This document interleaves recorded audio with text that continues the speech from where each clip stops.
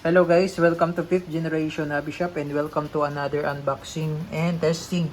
Yan, gaganda ng unit, 1911 silver at saka M92 silver ng WE. Airsoft pistol po, shout out kay Sir Redel. Ayan o, full metal. M92 silver at saka 1911 MEU silver. Ayan, parehas full metal, tapos may free na siyang dalawang tangke kasi dalawang unit yan. At saka dalawang pack na BBs. Ayan. 1911 MEU tuloy. M92 silver, ayan. M92 tsaka 1911 MEU. Ayan, 1911 type A. MEU siya, MEU. Ayan. Full metal din siya, oh. Rubberized yung kanyang grip cover. Ito, single stock 15 rounder. Ito naman, double stock 24 rounder. Yan. Gas blowback, gas powered. Ito yung bala niya. Airsoft BBs. Ito yung hangin. Okay, so testing natin yung dalawang unit para kay Sir Redel. Load tayo ng gas at BBs. Okay, ganun pa rin sir. Inverted position, upside down. 3 to 5 seconds. Mamaya po, i-lubricate natin.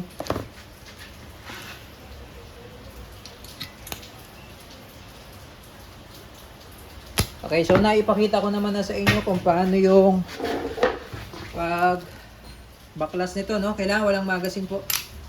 Yung pagbaklas. Mamaya pakita ko lang sa inyo yung sa 1911. O, lagyan lang natin ng oil.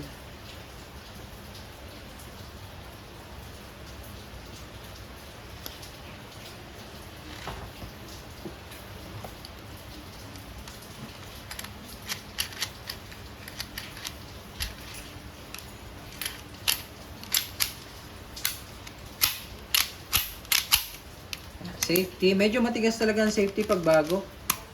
Manual safety. Okay. Tapos, ito naman tayo sa 1911 MEU. Paano ba siya babaklasin? So, kailangan wala rin magazine.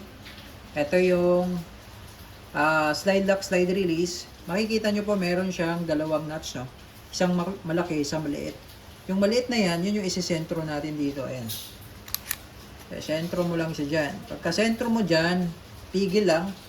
Tapos ito, didiinan mo para umangat. Umangat siya, umangat yung lock. Ayan. Ayan, umangat. Tapos huhugutin mo lang. Pag ayaw, kasi medyo madulas yung kamay ko, subutin mo lang tong lock ito. Yan, aangat kasi yan eh.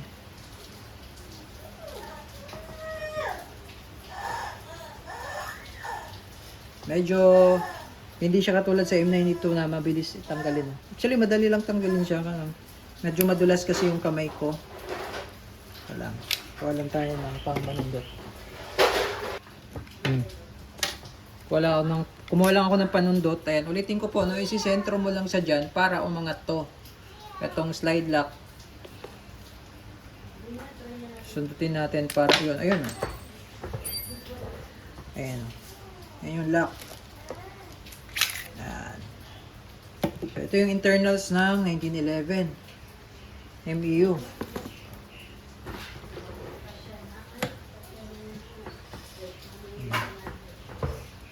Lalagyan natin ng langis. Yung part na to lang. Yung sa M92 mahaba kasi yun. Ito lang yung part na to. Yan lang yung lalagyan ng langis. Tapos, pagbabalik, ganun lang din. Same lang sa M92. Ayan. Tapos, isisentro nyo lang din ulit. Diyan. Kasentro dyan. Pasok. Then, lock. Sagad mo lang siya. Ayan. Ayan. Ayan. Ayan. Tapos didiinan mo lang siya para mag-lock.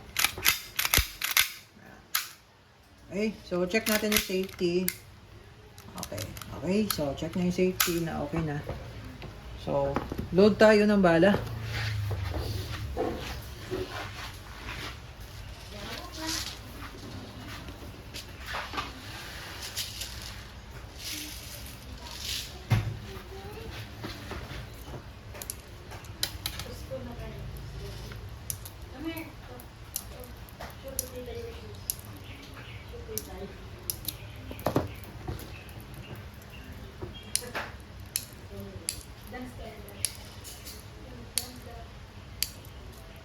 Yan. So, ito po yung ibig kong sabihin na single stock.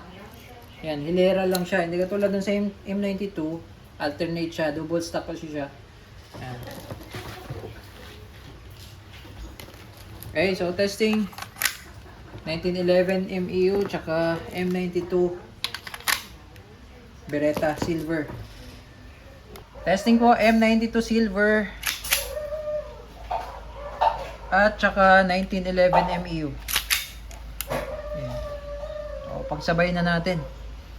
Okay. Pairing.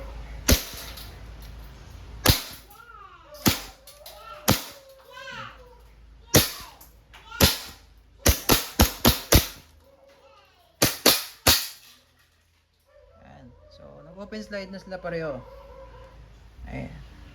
So, itong 1911, release mo lang, tapos, yan. Okay. Si Beretta, release, tapos hatak. Okay. M92 Beretta, tsaka 1911 MEU. All goods.